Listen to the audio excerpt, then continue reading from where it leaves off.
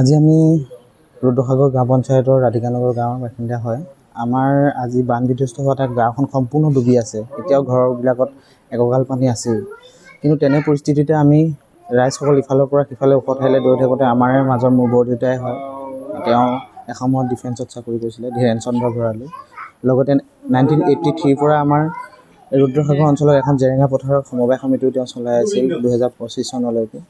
তেখেতৰ শাৰীৰিকভাৱে অকণমান অসুস্থ আছিলে যদিও এই আশ্ৰমতে তেওঁ পৰলোকপ্ৰাপ্তি ঘটে আৰু তেখেতৰ আজি তৃতীয় দিনা কাৰ্যসূচী তিলানি আমি ইয়াতেই যেনে তেনে কৰিবলগীয়া হৈছে কৰ্মভাগী, যিহেতু নীতি নিয়ম কৰিবই লাগিব, সেয়েহে আমি সেই কৰ্মখিনি কৰিবলগীয়া হৈছে।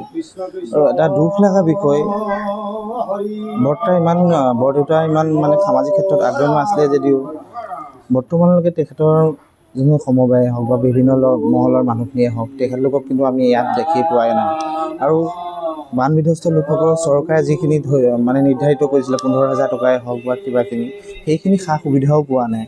সেইকাৰণে দুখ লাগিছে। তথাপিতো আমি নীতি নিয়ম কৰিবই লাগিব আৰু কৰি গৈছোঁ প্ৰকৃতি নিয়ম। আমাৰ দেউতাৰ আজি তৃতীয় দিন তিলানি, দেউতা ঢুকাইছিলে আমাৰ আশ্ৰয় শিবিৰতে। কাৰণ বানপানীৰ কাৰণে আমি দেউতাক লৈ ফুৰিব লগা হ'ল, অসুস্থও আছিলে। দেউতাক লৈ ফুৰোঁতে বানপানী হেৰিয়াতে দেউতা ঢুকাই থাকিল। আজি তৃতীয় দিনৰ তিলানি পাতিছোঁ আমি ইয়াতে আশ্ৰয় শিবিৰতে। দেউতাৰ নামটো শ্ৰীযুত ধীৰেন চন্দ্ৰ ভৰালী। চাকৰি মানে তেখেতে আগতে ডিফেন্সত আছিলে, বহুত হেৰি ইয়াতে কোন বিভাগত আছিলে মই ভালকৈ নাজানো।